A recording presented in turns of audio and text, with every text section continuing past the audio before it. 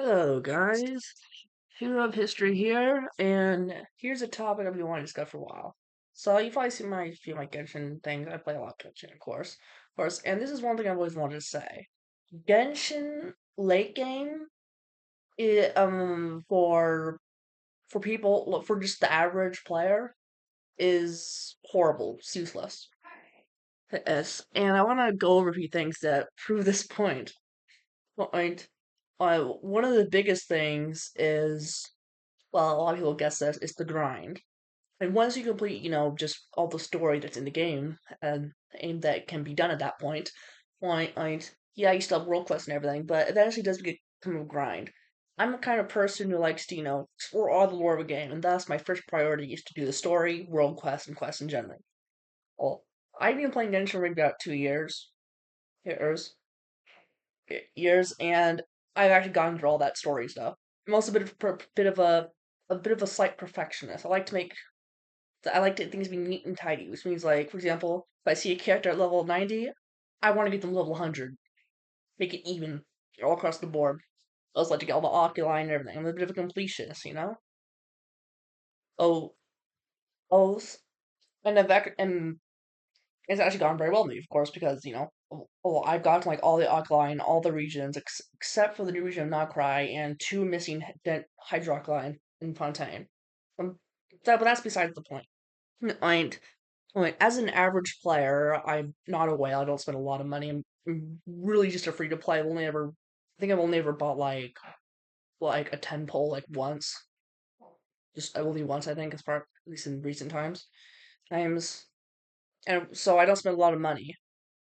And because of that, I also don't have a lot of characters. Like I have a lot of characters, yes, but I don't have. But I'm missing a lot of characters that would make my team like aces at like fighting things like Stygian Onslaught or the Spiral Abyss. Like I can do the Spiral Abyss, but up to a point. And the characters that I do have are mostly just seen at level 20 to 40 because grinding a lot of bosses is hard. Like for example, I really want to get my Leolan up to max level, but I can't because the Ruin Serpent boss is such of a slog to fight. So she's stuck at level 40. I think actually at level 20, I think. She was stuck that way forever.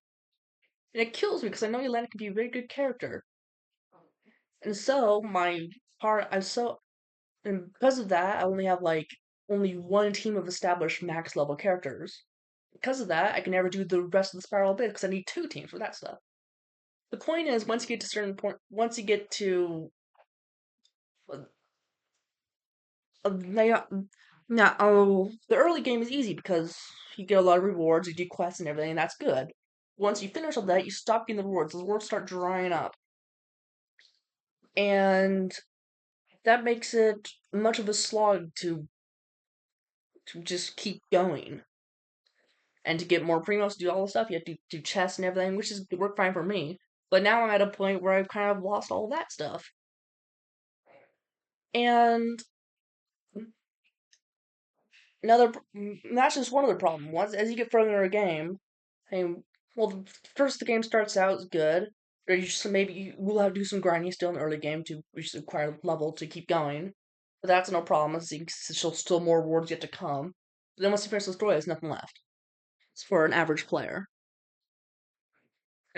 For whales and people who are really good at the game and have the necessary means to be able to do those late games things, that's good. That's a very small percentage of the average of the whole entire player base. And they have done things to better for make these things more accessible. Like for example, they've made like well, not like character laws, but like building guides, like building your character. But that's not really possible if the means to get the things to build those characters are insanely hard to get. They give you the instructions to do so in a very good way, but they don't give you don't give you an easier way to get the things that you can use those structures to use them with. Yes. And recently, of course, they also added a new constellation thing where you can increase your character's max level from 90 to 100. But the thing is, is you have to it's not just unlike an ascension where it's just once to get to the next tier of levels. You have to do it. You have to do it twice, and each one of those times requires one of these things where you have which you can only get by getting a constellation, but by sorry by pulling in a character that you already have for the seventh time in a row. Oh, and again, I've been playing for 2 years. I've only have one character, which is Kirara, that is at C6. I've never gotten a C7 of her, and that kills me. That drives me insane. Because again, I'm a bit of a perfectionist, a neat freak, a little bit completion. I like to make everything neat and tidy. So when I see my traveler at level 90 and not level 100, I see the ascension building right there. That ticks me off. AR60, adventure rank eventually becomes a slog too. Because as the adventure rank, the XP required to do the adventure rank increases more and more near the end. I've been at AR 57 for maybe about, I don't know, like a whole year here. And it gets even worse when you think of the prospect of AR 60. Because, yeah, it's possible, but there's just no, it doesn't help at all. If anything, it makes the game more difficult. Because, AR 60 increases the world level and though it makes the bosses give better rewards, it also make them harder and thus and enemies harder in general. And that also ticks me off because of the only way to increase your character's level to max that increased difficulty is something that basically only whales can get access to, i.e., not the average player. Then once you get to AR 60, it just increases the difficulty with no reward.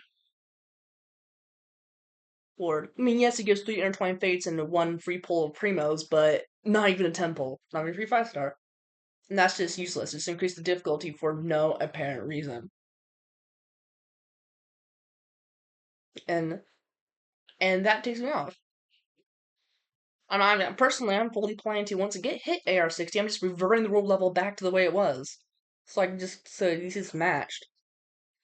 And what really takes me off is that Hoyoverse can do this.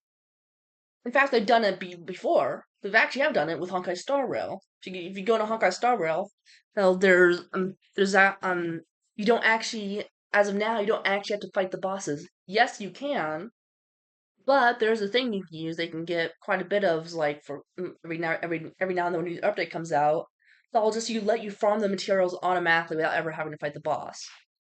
Yeah, the material required to do that is limited, but it gives you a lot every update. And before that, I only had, just like in Genshin Impact, I only had like one team of max cow characters. Now I have like 2.5 teams, which is insane. I'm full built Don Hong Babruni, full built Old Castros, full built Laosha. All of them are all at max level currently.